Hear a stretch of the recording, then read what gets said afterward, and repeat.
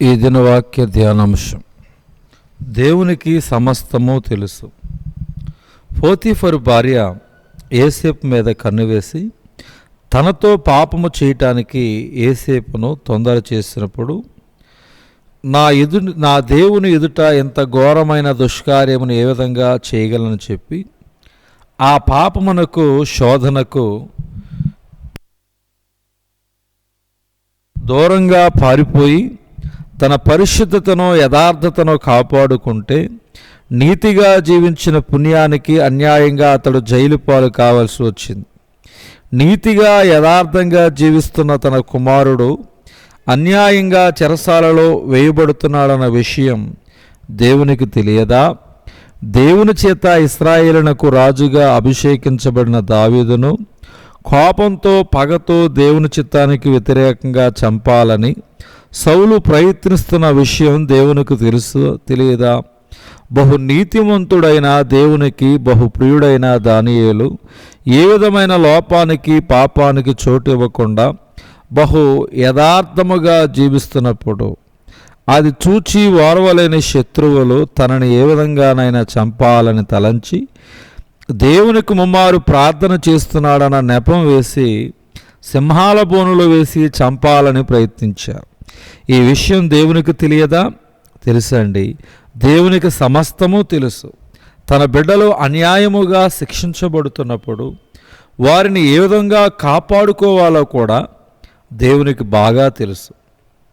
అన్యాయముగా దూషించబడుతున్నావా, క్రీస్తును విశ్వసిస్తున్నావనే నెపంతో నీ ఇంటివారే నిన్ను అవమానానికి గురి చేస్తున్నారా?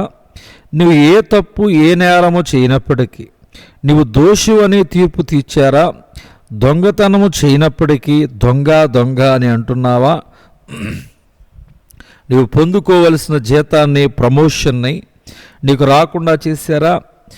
నీవు కష్టపడి సంపాదించుకున్న ఆస్తిని నీది కాకుండా చేస్తున్నారా? నువ్వు న్యాయంగా పొందుకోవలసిన దానిని పొందుకోలేకపోతున్నావా? అయితే గమనించు, ఇదే స్థితి గుండా యోసేపు, దావీదు, దానియేలు వెళ్ళారు.